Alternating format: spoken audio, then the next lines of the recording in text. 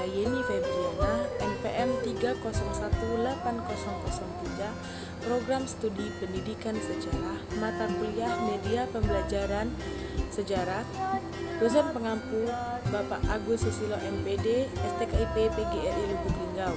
Di sini saya akan memaparkan materi saya yang berjudul Zaman Mesolitikum, atau yang biasa disebut dengan Zaman Batu Tengah. Teman-teman, mari simak penjelasan saya. Nah, ada yang tahu belum apa itu pengertian dari Zaman Mesolitikum? Di sini, zaman Mesolitikum adalah zaman Batu Tengah atau Batu Madia. Kenapa sih dikatakan dengan Batu Tengah? Dikatakan Batu Tengah ini dikarenakan diperkirakan terjadi pada masa Holosen yang terjadi sekitar 10.000 tahun lalu. Di zaman Batu Tengah ini dipercayai kalau manusia prasejarah masih menggunakan batu untuk kehidupan sehari-harinya. Zaman Mesolitikum ini atau zaman Batu Madia tentu lebih maju dibandingkan dengan zaman Paleolitikum. Perkembangan budaya yang cepat ini berkat beberapa faktor. Beberapa faktor itu diantaranya yaitu 1. Keadaan alam pada masa ini relatif lebih stabil sehingga manusia bisa hidup dengan suasana yang lebih tenang. Karena hidup lebih tenang, mereka dapat mengembangkan kebudayaan mereka. Yang kedua, manusia pendukung kebudayaan Mesolitikum yaitu Homo sapien lebih cerdas dari pendahulunya. Nah, kira-kira seperti apa sih kehidupan zaman Mesolitikum ini? Kalau ditanya kehidupannya, sudah berbeda dengan zaman sebelumnya.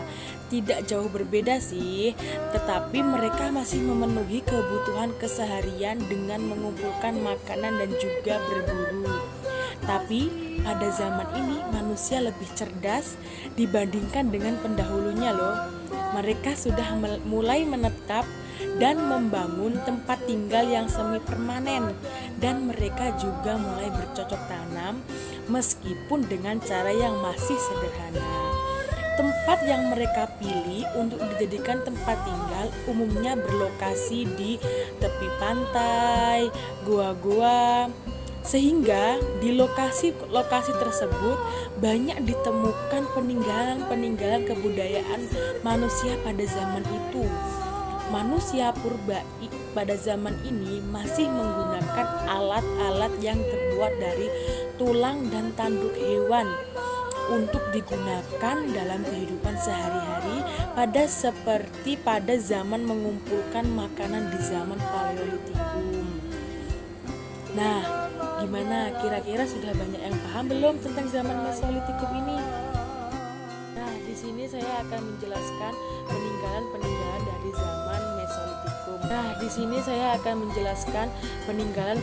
dari zaman Mesolitikum. Yang pertama yaitu ada Abyss Souch-Raj. Abyss Souch-Raj ini bisa dibilang sebagai goa yang menjadi tempat tinggal manusia purba zaman Mesolitikum pada saat itu. Fungsi dari gua ini tentu sebagai rumah atau tempat tinggal dari cuaca dan binatang buas. Nah, Abyss Souch-Raj ini pertama kali diselidiki oleh Dr. Van Steen Colenfels pada tahun 1928 sampai 1931 di Goa Lawa. Nah, yang kedua yaitu Kejoken Modinger. Kejoken Modinger adalah istilah yang berasal dari Denmark, yaitu kejoken yang artinya dapur dan moding artinya sampah. Jadi, Kejoken Modinger adalah fosil yang berupa timbunan atau tumpukan kulit kerang dan siput sehingga mencapai ketinggian kurang lebih 7 meter. Yang ketiga yaitu kebudayaan tulang dari sampung. Karena sebagian besar ditemukan adalah alat-alat yang terbuat dari tulang, maka oleh para arkeolog disebut sebagai sampung bone kultur. Nah, yang keempat yaitu kebudayaan Bakson Huabin. Bakson Huabin merupakan kebudayaan yang ditemukan di dalam bukit-bukit kerang dan gua di Indochina, Sumatera Timur, dan Malaka. Nah, yang terakhir yaitu kebudayaan Toala. Sebagian besar kebudayaan Toala membuat alatnya dari batu yang menyerupai batu api dari Eropa seperti kaleson, jaspis, obsidian, dan kapur. Nah, selanjutnya saya akan menjelaskan alat-alat zaman Mesolitikum.